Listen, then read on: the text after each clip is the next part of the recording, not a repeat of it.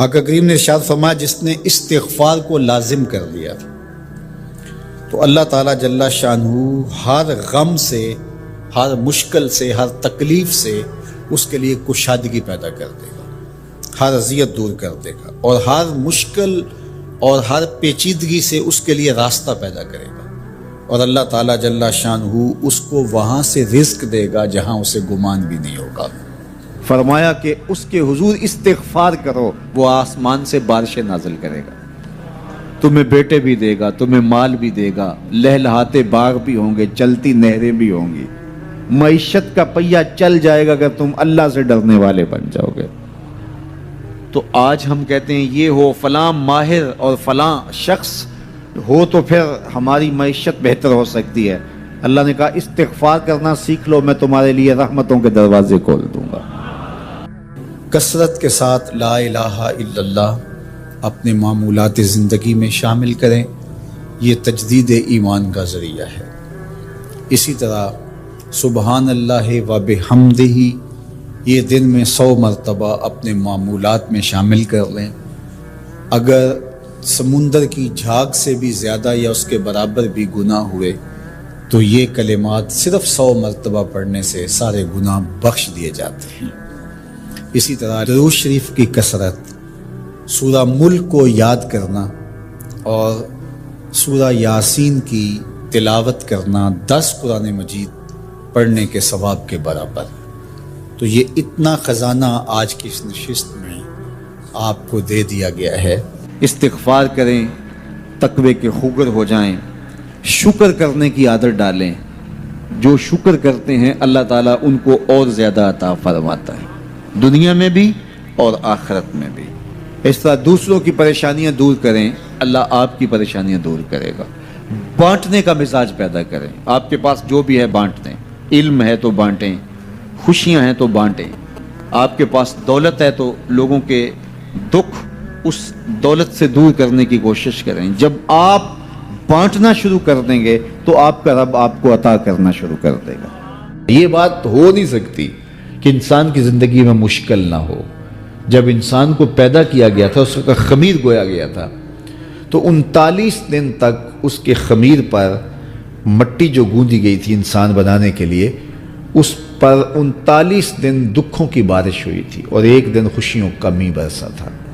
تو انسان کی زندگی میں خوشیاں اور غم اس تناسب سے ہیں۔ لَقَدْ خَلَقْنَا الْإِنسَانَ فِي قَبْضٍ، انسان کی زندگی مشقتوں کا مجموعہ ہے، حالات کی تلخیوں کے سے مقابلہ کرنا پڑتا ہے، لیکن حالات مشکل ہو جائیں تو ان سے نکلنے کا راستہ کیا ہے؟ تو سنیے قرآن کیا کہتا ہے، وَمَن يَتَّقِ اللَّهَ يَجْعَل لَّهُ مَخْرَجًا وَيَرْزُقْهُ مِنْ حَيْثُ لَا يَحْتَسِبُ۔ جو اللہ سے ڈرنے لگ جاتا ہے، تقوی اختیار کر لیتا ہے، تو پھر اللہ تعالیٰ جل شانہ اس کے لیے مخرج پیدا کر دیتا ہے، یعنی اس مصیبت سے نکلنے کے اللہ راستے دیتا ہے۔ یہ اس شخص کا مقصوم ہے جو اللہ سے ڈرتا ہے۔ اس پر مشکلات اس پہ بھی آتی ہیں، یہ نہیں کہ اس پہ مشکلات نہیں آتی، زندگی کی مشکلات کا وہ بھی شکار ہوتا ہے، لیکن جو ہی مشکلات آتی ہیں ان مشکلات سے نکلنے کا اللہ اسے راستہ بھی عطا کر دیتا ہے۔ اور دوسری بات، وَيَرْزُقْهُ مِنْ حَيْثُ لَا يَحْتَسِبُ، اللہ اس کو وہاں سے رزق دیتا ہے جہاں سے اسے گمان بھی نہیں ہوتا، وہاں سے رزق دے دیتا ہے۔ بندہ تو یہ کہتا نا کہ مجھے یہاں سے ملے گا، یہاں سے، ایک بندے کی منصوبہ بندی ہے، لیکن جو اللہ سے ڈرنے والا ہوگا اللہ اس کو وہاں سے رزق دے گا جہاں اسے گمان بھی نہیں ہوگا، خیال بھی نہیں ہوگا کہ یہ راستہ بھی حصول رزق کا ہو سکتا ہے۔ تو یہ میرے رب کا وعدہ ہے اور میرے رب کے وعدے سچے ہیں۔ تو جب تم اللہ سے ڈرنے لگو گے تو یہ تخت و تاج، یہ دنیا کی عزتیں، یہ تمہارے قدموں میں ہوں گی۔ اس سے ڈرنے کا نتیجہ ہے جو تمہارا رب تمہیں عطا فرمائے گا۔ حضرت عمر رضی اللہ تعالیٰ عنہ کی خدمت میں ایک شخص آیا، اس نے کہا میرے ہاں اولاد نہیں ہے، تو آپ نے کہا استغفار پڑھا کرو۔ ایک دوسرا شخص آیا کہ صاحب بارشیں نہیں ہوتی، فرمایا استغفار پڑھا کرو۔ تیسرا شخص حاضر خدمت ہوا اور کہا کہ ہمارے ہاں قحط کا عالم ہے، فرمایا کہ استغفار پڑھا کرو۔ تو کوئی پاس بیٹھا تھا، اس کے اٹھ کے جانے کے بعد کہا کہ مختلف لوگ مختلف سوال لے کر آئے اور آپ نے ایک ہی جواب دیا کہ استغفار پڑھا کرو۔ تو کہا میں نے اپنے طرف سے تھوڑا دیا، یہ تو میرے رب کا فرمان ہے۔ کہا وہ کیسے؟ کہا سورہ نوح پڑھو، فَقُلْتُ اسْتَغْفِرُوا رَبَّكُمْ۔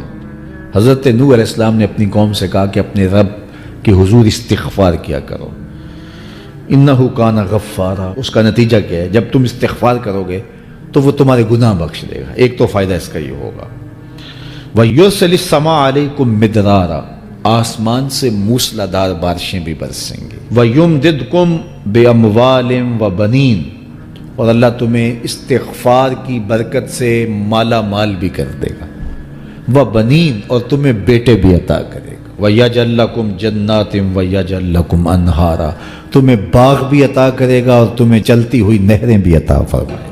استغفار کی ضرورت ہے۔ آپ کے دریاؤں کا پانی سوکھ گیا، استغفار کریں گے اللہ تعالیٰ ان کو پانیوں سے مالا مال کر دے گا، بارشیں ہوں گی، قحط سالیاں دور ہوں گی، بے اولادوں کو استغفار سے اولاد نصیب ہوگی، اور معیشت کی بہتری جو ہے وہ استغفار کے ذریعے سے ہوتی ہے۔ تو یہ 5 چیزیں بیان فرمائیں، تو استغفار سے خوشحال زندگی کا تصور ابھرتا ہے۔ اللہ اکبر۔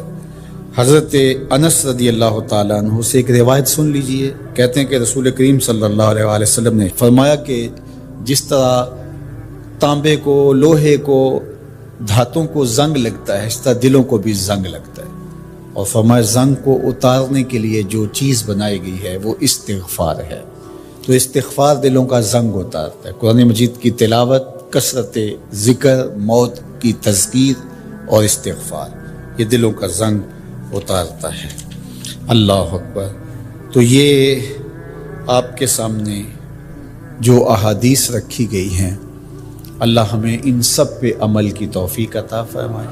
حضور نے ایک تمنا کی ہے، حضور کے دل میں ایک خواہش تھی کہ اگر یہ ہو جائے تو امت کے بھلے کی بات ہے، تو فائدہ تو ہمارا ہوگا، خوش حضور ہو جائیں گے۔ اللہ اکبر۔ تو فرمایا کہ میری آرزو ہے کہ میرا ہر امتی سورہ ملک اپنے سینے میں سمو لے۔ اللہ سورہ ملک کا جمال بھی دے، اس کی تلاوت کا نور بھی نصیب فرمائے، صحت لفظی کے ساتھ اس کو پڑھنے کی، اس کو یاد کرنے کی توفیق نصیب فرمائے۔ وہ سینہ قبرستان کی طرح ہے جس میں قرآن کی کچھ آیات نہیں ہیں، تو اس لیے اپنے سینے کو منور کریں، آباد رکھیں۔ اللہ آپ کو اپنی خاص عنایات نصیب کرے۔ ایک دن صحابہ سے فرمایا میرا دل چاہتا ہے کہ ہر مومن کے سینے میں سورہ ملک ضرور موجود ہو، یہ میری تمنا ہے، حضور نے فرمایا۔ تو میں آرزو کروں گا جو مجھے سن رہے ہیں، اس رمضان میں پھر کوشش کر کے یہ صورت یاد کر لیجیے۔ بہت بڑی صورت نہیں ہے حجم کے اعتبار سے، صرف 30 آیات ہیں۔ اگر 2 آیتیں روز یاد کریں تو آپ کو 15 دن لگیں گے، صرف 2 آیات۔ تبارک الذی بیدہ الملک وہو علی کل شیء قدیر، ایک تو یاد ہو گیا آپ کو، سبق کا آغاز ہو گیا۔ اب باقی 29 آیتیں رہ گئی ہیں۔ تو میں چاہوں گا کہ میرے جملہ سننے والے اور آپ جتنے لوگ موجود ہیں یہ ارادہ کریں، عزم مصمم، کہ ہم نے سورہ ملک یاد کرنی ہے، اور یہ میری آرزو نہیں ہے، یہ میرے حضور کی آرزو ہے۔ اللہ اکبر۔ تو حضور نے فرمایا اِنَّ سورۃ فی القرآن 30 آیۃ، فرمایا قرآن مجید میں ایک سورت ہے جس کی صرف 30 آیات ہیں۔ اگر کوئی شخص اس سورت کی تلاوت کرتا ہے تو اللہ تعالیٰ جل شانہ اس کی برکت سے اس کی مغفرت فرما دیتا ہے۔ اور فرمایا کہ وَهِيَ تَبَارَكَ الَّذِي بِيَدِهِ الْمُلْكُ، اور وہ سورت ہے تبارک الذی بیدہ الملک، سورہ الملک ہے۔ مجھے امید ہے کہ آج جا کر ہی آپ جو ہے وہ اس سبق کو شروع کر دیں گے۔